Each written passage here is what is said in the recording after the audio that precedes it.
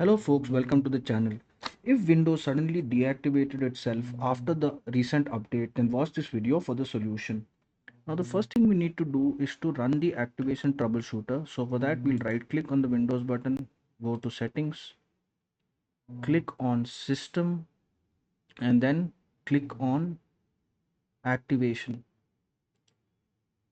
Now here, since my activation state is active, the troubleshooter will not show, but you need to expand the window if your activation got deactivated and it will show you a Windows troubleshooter. I have downloaded this picture to show you exactly how it will look. System activation, and then when you expand activation state, you will get this. We can't activate your Windows on the device, so forth and so on, and it will show you the troubleshoot button. You click the troubleshoot button and your activation should activate after the troubleshooting is done. If it does not solve the problem, then you can restart the system if you're using an OEM key.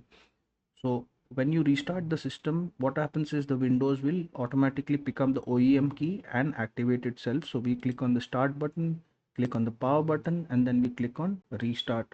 But if you're using a retail key, then you need to uh, enter the retail key again. So right click on the start button, go to settings, and then in the activation state, in systems activation, here in the activation state you have to enter your license number again and click on activate, and it should solve the problem.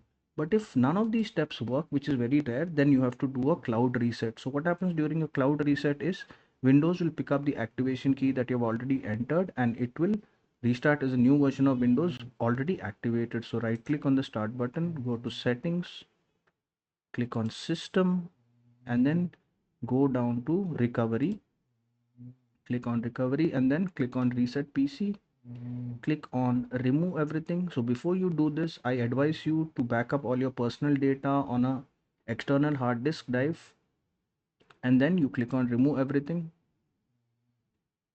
click on cloud download, and then click on next, and Windows will reset itself to a new version, to a fresh version, and this problem will no longer appear. If this video helped you, then kindly subscribe to the channel. Enjoy your day.